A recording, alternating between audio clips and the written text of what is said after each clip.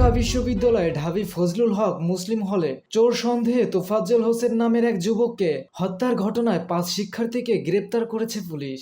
জড়িতরা হলেন ফজলুল হক হল শাখা ছাত্রলীগের সাবেক উপবিজ্ঞান ও প্রযুক্তি সম্পাদক এবং পদার্থ বিজ্ঞান বিভাগের শিক্ষার্থী মোহাম্মদ জালাল মিয়া, মৃত্তিকা পানি ও পরিবেশ বিভাগের শিক্ষার্থী সুমন মিয়া, পুষ্টি ও খাদ্য বিজ্ঞান ইনস্টিটিউটের মুহাম্মদ তাসকিন সাকিন, গণিত বিভাগের আহসানুল্লাহ এবং জিওগ্রাফির আল হোসেন সাদ্দাম।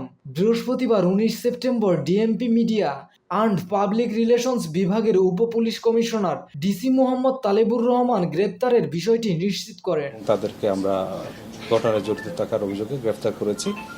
এই ঘটনায় যারা জড়িত আছে, ঘটনার প্রকৃত রহস্য উন্মোচনের জন্য আমাদের যে তদন্ত সেটা অব্যাহত রয়েছে। এছাড়া আমাদের ডিবির টিম কাজ করছে ঘটনায় কারা জড়িত, কী উদ্দেশ্যে ঘটনাটা সংঘটিত হয়েছিল সেটা সঠিক অনুসন্ধানের জন্য আমাদের পুলিশি তৎপরতা সেটা অব্যাহত আছে।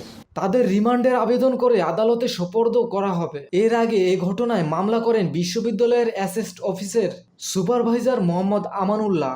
মামলার এজাহারে মোহাম্মদ আমানুল্লাহ উল্লেখ করেন, 18 সেপ্টেম্বর রাত 8:45টার সময় একজন যুবক ঢাকা বিশ্ববিদ্যালয়ের ফজলুল হক মুসলিম হলের গেটে সন্দেহভাজনভাবে ঘোরাফেরা করছিলেন। এ সময় বিশ্ববিদ্যালয়ের কিছু ছাত্র তাকে আটক করে। প্রথমে ফজলুল হক মুসলিম হলের মূল ভবনের গেস্ট রুমে নিয়ে যায়।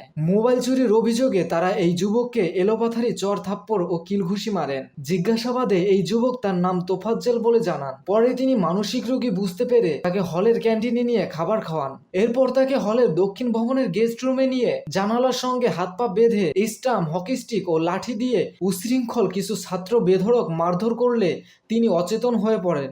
নির্যাতনের এই ঘটনার প্রত্যক্ষদর্শীরা জানিয়েছেন, তোফাজ্জলকে নির্মম নির্যাতন করে শরীর থেকে মাংস খুলে নেয় নির্যাতনকারীরা। সুমন যখন মারতেছিল পায়ে, ইভেন ওর মাংস বেরিয়ে পড়ে গেছিল। পানি খাওয়ানোর পরও একটু দম ফিরে পাইছে। ওরা আবার সবাই খুব খুশি, আবার মারা শুরু করছে। 4 বছর আগে থেকে পাগল, সে কিভাবে রাজনীতি করবে আর দলীয় বলতে কি? ও তো নিজের পরনের কাপড়ে ওর মাঝে মাঝে থাকতো না, তাহলে সে দলীয় করবে কি? আর একটা মানুষরে তো এরকম মাইরে ফেলায় না, সে যদি একটা খুনিও হইতে পারে তারে তো এরকমের জীবন্ত মাইরে ফেলাইতে পারে না, বলেন। তোফাজ্জলের বাড়ি বরগুনা পাথরঘাটা উপজেলার কাঁঠালতলী ইউনিয়নে।